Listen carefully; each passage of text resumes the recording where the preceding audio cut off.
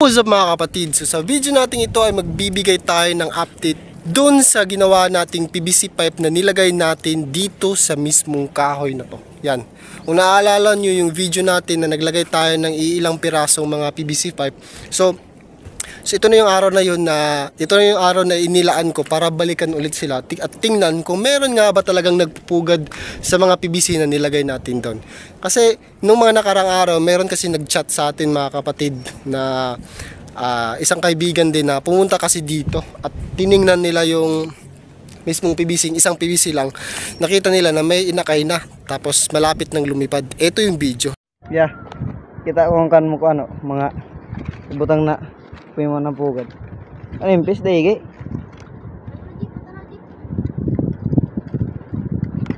Diyo. Lakuway na. Bah, nakaligdahag ya. Ayan, kung nakikita nyo mga kapatid, mga 5 araw na lang siguro yung kulang, ililipad na yung mismong inakay ng Asian Blue Sea Starling na nakapugad dun. So tara, puntahan natin at tingnan natin ngayon kung meron pa ba tayong maabutan. At takip tayo sa ulo mga kapatid kasi sobrang init, tsaka naka-jacket na din.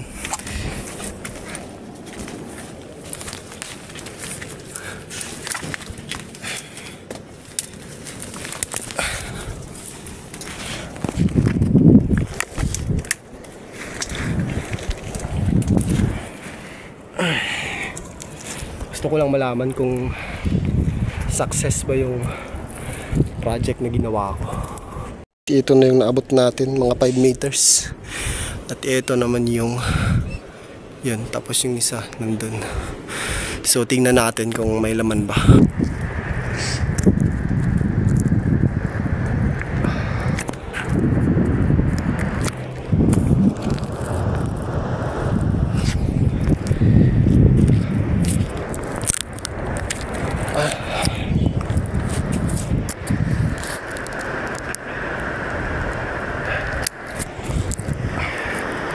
Ayun.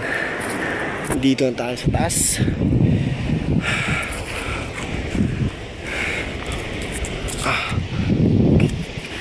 Ang hirap nito. Grabe.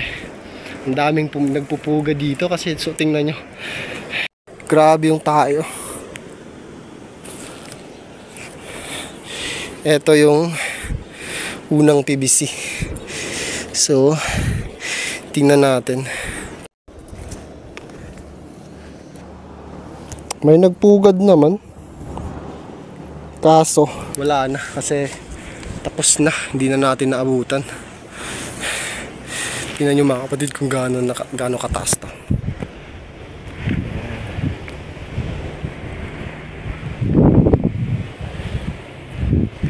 Kakatakot to. Ito namang isa yung tingnan natin. Sana meron. May nagpugad naman mga kapatid, kaso nga lang tapos na. Pero ito parang feeling ko kakagawa pa lang nito. Kakagawa pa lang kasi fresh na fresh pa yung yung mga dahon. Daming mga buto. Paniki din dito mga kapatid. Tingnan niyo. Okay.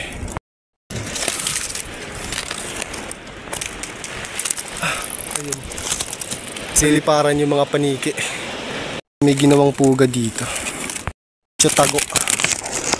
Pero kakagawa pa lang, wala pang laman.